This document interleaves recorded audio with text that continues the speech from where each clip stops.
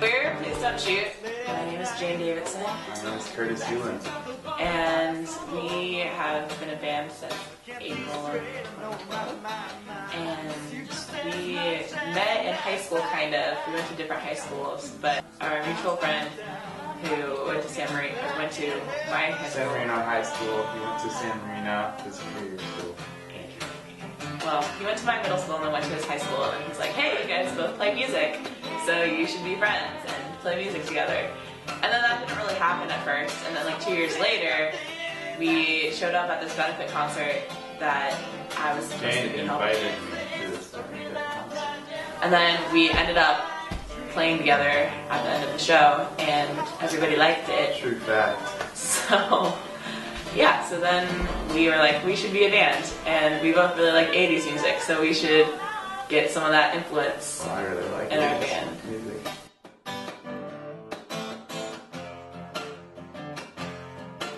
So so the show that we're playing on Viper Room is part of our like acoustic series or whatever. We're like a very hard rock type, like, 80s hair metal band normally, but then we're like, oh, we can play more gigs if we're able to tone it down and play in smaller venues and stuff like that. So Viper Room is an acoustic show. We both actually have our own solo acoustic stuff as well that we do a lot. Yeah, I do love Bob Dylan stuff, James Taylor, and Garfunkel. And I pretend that I'm Taylor Swift. Just kidding. I'm not Taylor Swift at all, and I don't want to be.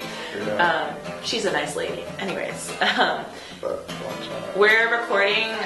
We're gonna be recording an EP of 2013. It's halfway through the year, so hopefully it will be done soon. We have a song called Knockout that's on It's on our YouTube channel, and I have like a live version of it that I ripped from that recording. And then so if people want to listen to that, they can listen to that to hold them, tide themselves over until they get to EP, which will be awesome. In case you're starving for Please Don't Shoot, that'll be a nice afternoon snack to hold you over till dinner. Yeah, but I mean this summer, I'm really involved in like live music in general, so I'm doing open mic nights and stuff and putting on shows at Love Pavilion, Pasadena, which is the coolest place ever. That's the big. It's awesome. It's cool. It's cool. It's not uncool. I just don't know if it's the coolest place ever. Well, okay, that's I'd say coolest place ever. There are a lot of places that are very cool, especially when there's music there. But yeah, EP, working on acoustic stuff, writing a ton of music. We spend a lot of time at a restaurant called Fuku Burger as well. Yeah, we like to eat burgers. Specifically at Fuku Burger. We go there and we bring all of our fans. Shout out to Billy Rogers, you're the man. I love you. We go there and we bring all of our fans, and it's kind of like our go-to post-game show place. It's very fun. Slash Curtis just goes there all the time because that's all he eats. It's true. If anyone is looking for what the best burgers in LA are, I'm a burger connoisseur. He recommends all the burgers. It's true. I know things. That's what's going on. Who cares about our band? Burgers are what's going on in our She lives. asked what is going on in the greater scheme of things, and burgers are a big part of that for me. I'm going to say also, let's see what's going on. I'm always trying to get better at guitar.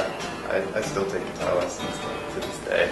Some people sort of get to this point where they're like, oh, I'm good enough, but it's like, if you have the opportunity to become better, and in LA there's like so many people with so much guitar knowledge, so it's like anyone has the opportunity to become better in LA. Why wouldn't you? You never know when you could discover some new form of music or some new device to use musically that you didn't know about before that could totally change your career. Eddie Van Halen without,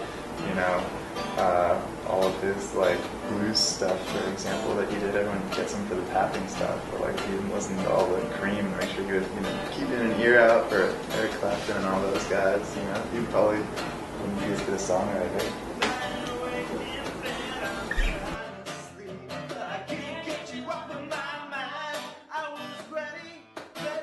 My grandma's my #1 fan, our #1 fan. She's come to all of the shows versus nobody else has done that. Jane's grandma is the #1 Please Don't Shoot. My parents don't regularly come, but my grandma comes every time. I don't even think she likes the music. So when we're talking about getting chicks from our band and my That's grandma's mainly the one. #1 groupie. Yeah, but it's nice to have my friends come out and support us, and just the random people that show up at our shows, and then they come talk to us after, and then it's not like they become groupies or anything, but like Curtis would rather have them become, but it's kind of cool. They say they're going to hit us up on Facebook, and then they don't. That's about the size of what happens. But sometimes they're like, oh, that was pretty chill, and then they're like, I'm going to come again, and then eventually they come. It's true. In Pasadena, that happens more often. Yeah. Pasadena, the fans are loyal. Hollywood, they're kind of promiscuous fans. They're band sluts.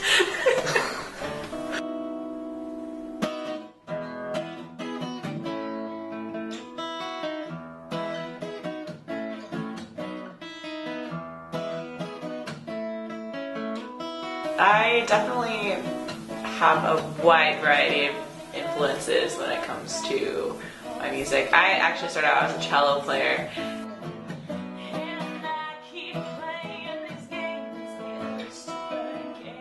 I listen to such a huge variety of music. I listen to a lot of classic rock, that's probably my main genre, but I listen to a lot of pop punk, like Blink-182, Green Day and stuff.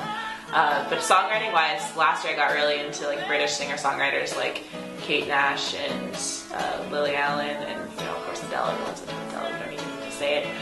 So that's like a lot of style-wise. Okay, so what are your influences and stuff? Van Halen. My top 3 influences are Edward Van Halen, Van Halen as a band, and Eddie Van Halen when he's taking a solo during a Van Halen concert. Those are my top 3. That's pretty accurate. And then, other than that, the Beatles. I mean, anyone who says that they play rock and roll music and doesn't take influence from the Beatles is lying. The Beatles changed everything, and before them, everyone had to have their hair slicked back when they were out in public, otherwise they considered I'd say. So what would we consider your hair? That's a good question. I'm kind of confused on that. But the Beatles, Van Halen. For guitar players, I love Steve Vai. Everything that he did, Whitesnake and David Lee Roth solo, awesome. Yngwie Malmsteen.